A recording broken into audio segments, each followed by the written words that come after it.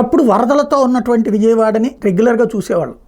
మేముండే ఇళ్ళ ఏరియాకి కొద్దిగా అవతల, అంటే మేము రోడ్డుకి ఇటు పక్కన ఉండేవాళ్ళం, గట్టి వెనకాల కుమరపాలెం సెంటర్లో రోడ్డు హైవే మీద దాకా అప్పట్లో వరద నీళ్ళు వచ్చేసి, ఆ తర్వాత ఉద్యోగంలో భాగంగా చూసినప్పుడు కృష్ణలంకలో ఎట్లా మునిగిపోతాయి, ఇవాళ ఉన్నటువంటి కృష్ణలంక హైవే దాకా కూడా మునిగిపోయేటటువంటిది. ఆ లోపల ఉన్న కట్టకి ఈ మధ్యలో ఇప్పుడు కనబడేటటువంటి ఇళ్ళన్నీ ఒకనాడు మునగడం చూసినటువంటి వాళ్ళం.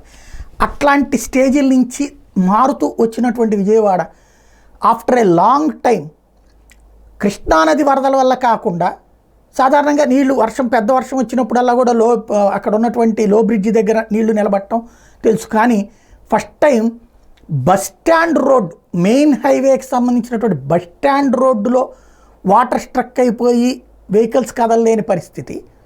అదే సందర్భంలో వన్ టౌన్లో ఆఫ్టర్ ఏ లాంగ్ టైం రత్నబిందు మేయర్గా ఉన్నటువంటి సందర్భంలో వచ్చినటువంటి నీళ్లు ఇక్కడ మళ్ళీ ఇళ్లలోకి నీళ్లు వెళ్ళిపోవడం అన్నటువంటిది జరిగింది. అలాగే అనేక రోడ్లు, ఈవెన్ బెజవాడ నుంచి గుంటూరుకు వచ్చే రోడ్లు స్ట్రక్ అయిపోవడం అన్నటువంటిది ఆఫ్టర్ ఏ లాంగ్ టైం జరిగింది.